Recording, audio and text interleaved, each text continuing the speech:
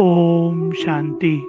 कालों का काल, पतियों का पति, सदा सृष्टि का हम आत्माओं पर कल्याण करने वाला, उपकार करने वाला, प्यारे प्यारे दुख हरता सुख करता शिव बाबा ने आज की ज्ञान मुरली के माध्यम से बहुत सारी बातें कही।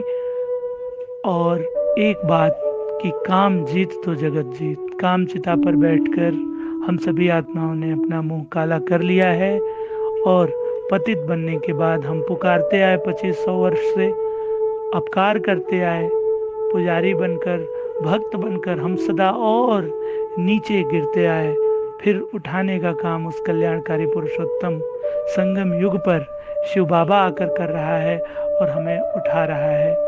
पवित्रता इस ज्ञान का मुख्य फाउंडेशन है, आधार है।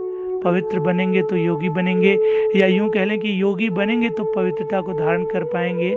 दोनों बातें हैं। तो सतयुग के महलों में जाने के लिए तो भैया पवित्र बनना पड़ेगा।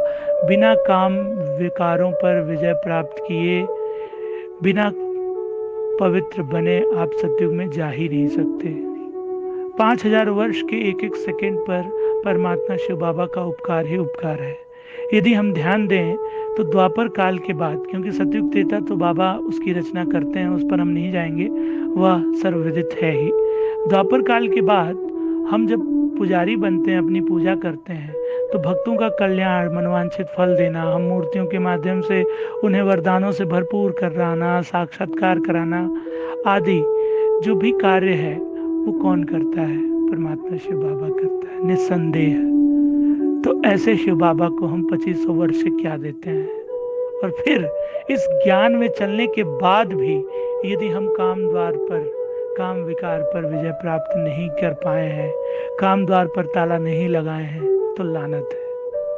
फिर कहने का मतलब ये है कि हमारे कान में जू नहीं रेंग रहा है, हम सतयुग के महलों के अधिकारी नहीं हैं। तो आदि आत्माएं, ज्ञानी तो आत्माओं को, सतयुग के आदि में आने वाली आत्माओं को इस बात का विशेष अटेंशन देना होगा कि पवित्रता बेहद जरूरी है। पवित्र बनना कितना ज्यादा जरूरी है, यह आप प्रतिदिन की मुरलियों के माध्यम से सुनते ही होंगे।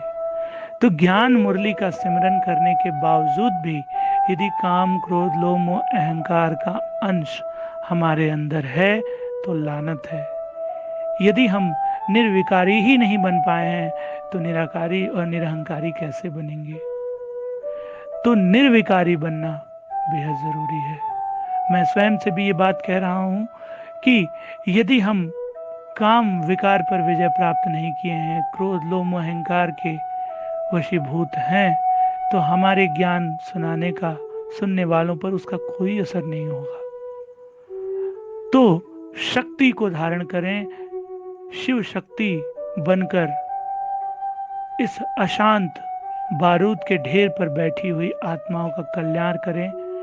बारूद के ढेर पर बैठकर हम कभी भी काल के गाल में जा सकते हैं। कयामत सामने है, विनाश सामने है, थोड़ा सा समय रह गया है। विनाश के बाद श्री कृष्ण का जन्म होना है, बहुत कम समय है। और ऐसा न हो कि अंत में से पछताना पड़े। तो हर घड़ी को अंतिम घड़ी समझते हुए हुक्म ही हुक्म चला रहा है परमात्मा शिव बाबा, सदा हमारे ऊपर कल्याण कर रहा है। यह सोचकर उसकी याद में लीन रहें। भक्ति के गानों को सुनना और उसके पर चलना छोड़ें कि मारने वाला है भगवान, बचाने वाला है भगवान। वो मारने वाला नहीं है, वो सदा हमें विषय सागर से, विषय वैतरणी नदी से पार लगाने वाला, इस भवसागर नैया पर हमें अपने दिल में बिठाकर इस नौका से पार ले जाने का काम परमात्मा शिव बाबा करते हैं। और परमात्मा शिव बाबा का यह कार्य, कल्याणकारी पुरुषोत्तम संगम युग पर पतित से पावन बनाने का दिव्य कार्य या दिव्य कर्तव्य सिर्फ और सिर्फ उस मीठा बाबा का ही है। यह बात हमें समझनी होगी और चिंतन में इस बात को सदा हमें लाना चाहिए। ओम शांति।